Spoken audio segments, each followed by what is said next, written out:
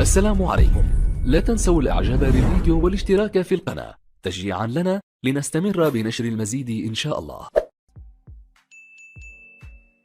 نبدأ بالصلاة على رسولنا الكريم محمد صلى الله عليه وسلم، فصلوا على خير البشر.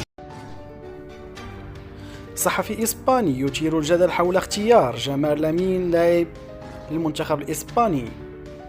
قام الصحفي الإسباني خوسي لويس شانسيز بتصريح مثير بل أثار جدلا واسعا في الأوساط الرياضية الإسبانية حول اختيار الاتحاد الإسباني كرة القدم المغربي الأصل جمال يميل لامال فتى برشلونة لتمثيل منتخب لاروخا، وهو ما زال لاعبا صغير السن عوض اللاعب للمنتخب بلاده الأصلي المغرب.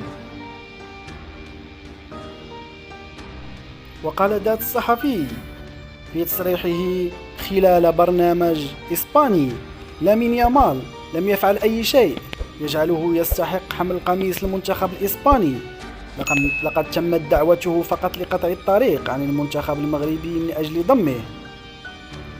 وتابع الصحفي: صحيح أن لا أحد يختلف على موهبة هذا الفتى وما الذي قدمه منذ ظهوره في مسرح أحداث كرة القدم ليحظى بشرف عظيم يتمثل في حمل قميص المنتخب الإسباني وهو بهذا العمر. يذكر أن يميل يامال صاحب الأصول المغربية قد قدم أداء استثنائيا مع برشلونة في الجولات الأولى من الليغا، ما دفع المنتخب الوطني المغربي والمنتخب الإسباني للدخول في صراع من أجل استقطابه قبل أن يحسم ويختار المنتخب الإسباني.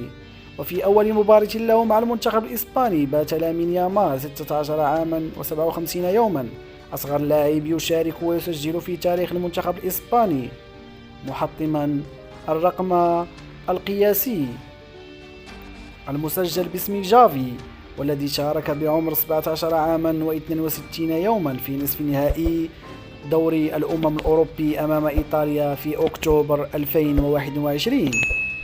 وكان ياميل أصغر لاعب يشارك بشكل أساسي مع برشلونة في تاريخ وأصغر لاعب أساسي في تاريخ الدوري الإسباني بالقرن الحالي.